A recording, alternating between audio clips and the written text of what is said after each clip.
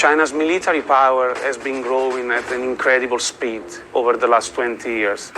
In terms of sphere of influence, we absolutely know that China wants to be dominant in Asia. So there is a target to get to that point, to be a military that is a peer to the greatest militaries in the world by 2035. The competition for influence is a global one, and through a multi-decade trajectory fueled by planning, money, and pragmatism, China is building a military that allows it to shape the 21st century just as the U.S. shaped the 20th.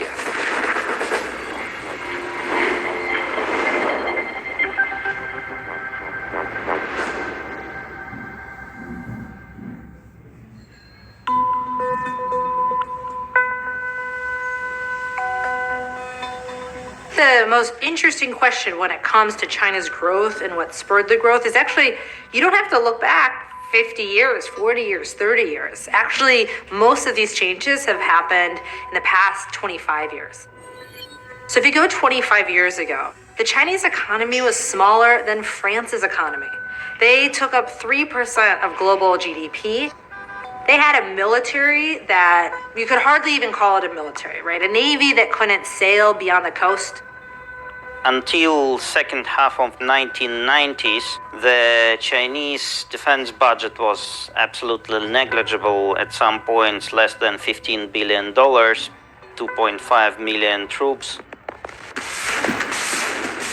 But now China is either the second or third most powerful military in the world. And it's got there largely, as always, through spending a lot of money.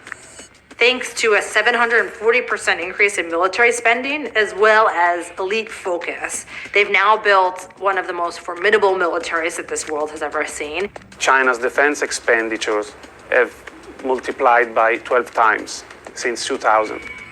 And while America's military budget is nearly 4 times that of China's, it does not mean that the U.S.'s military is 4 times as powerful.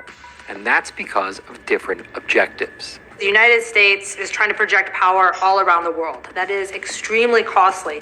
The U.S. spends huge amounts of money on the global war for terror in the Middle East in the past 2 decades. And of course, China lowers the defense construction cost and it has cheaper manpower. That budget of the United States, it's used for the United States to act as the global guardian of the liberal international order. Instead, the smaller budget of China is mostly concentrated in one region. We have hundreds of bases overseas. China has 1. So they're really promoting their military power regionally. And so that's one way that they can outcompete the United States. I have been very, very straightforward and blunt with President Putin. We will impose the most severe sanctions that have ever been imposed, economic sanctions. When the U.S. is distracted elsewhere, whether it's over the Ukraine issue now or the war on terror for 2 decades beforehand, the United States cannot compete with China. Countries like the US, the UK, Australia, European countries overlook the understanding of China's strategic culture, and we didn't want to accept the fact that while we were trading with China, China was growing militarily. To understand the magnitude of China's determination in achieving its national goals, look no further than the Belt and Road Initiative, China's trillion-dollar global infrastructure plan and the centerpiece of President Xi Jinping's foreign policy. The Belt and Road Initiative is one of the big Chinese economic plans to build power and influence in the world. The United States could have done 10 of those, right? But instead we fought the war in Afghanistan. And while the US and the EU are busy policing the world, China has focused on building infrastructure. And when it comes to the military, it has had the same laser focus.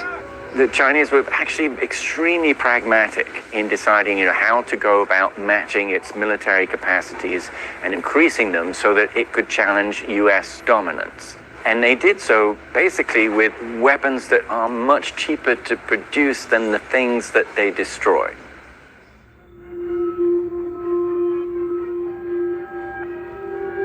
Of Because there are certain narrow areas where Chinese are more advanced. These areas include the hypersonic missiles. What we saw was a very significant event of a test of a hypersonic weapon system, and it is very concerning. I think I saw in some of the newspapers they used the term Sputnik moment. What the US is really saying is that these hypersonic missiles could change the game. China is investing in hypersonic missiles principally to show the rest of the world that is capable of developing cutting-edge military technology. Because of the name, people focus the hypersonic part on how fast they go, but actually the biggest issue when it comes to defenses is that they can fly very low. Because of the circular nature of the Earth, if you have a radar system, you don't see it until close to the last minute, which makes it difficult to intercept. The broader strategic issue that China is more advanced in this area than the United States is brings up a lot of anxiety about how the United States technologically is falling behind. They shown this on Parrot in 2019, and the Americans are only expected to have a first battery of similar missile for testing in 2023. So that's an incredible lead.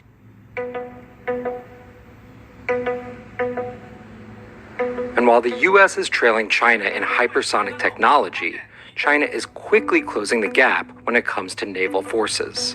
In 2015, China published a white paper on China's military strategy, where the Chinese elites stated that China needs to move beyond an old-fashioned traditional mentality based on land power.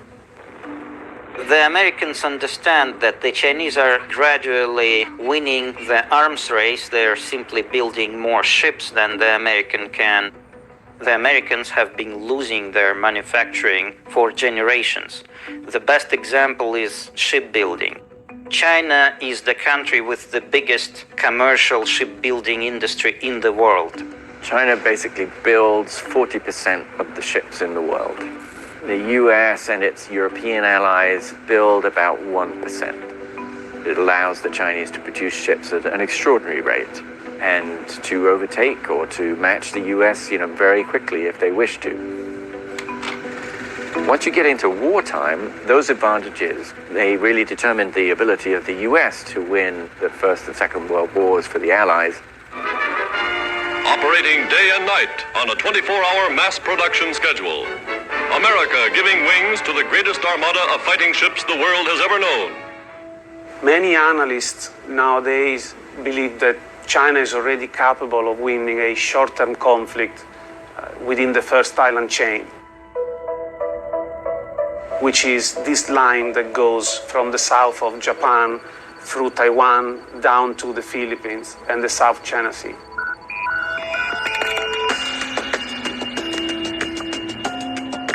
In addition to a state-of-the-art navy, as well as their hypersonic missiles, China may also have an edge when it comes to how wars are fought in the 21st century.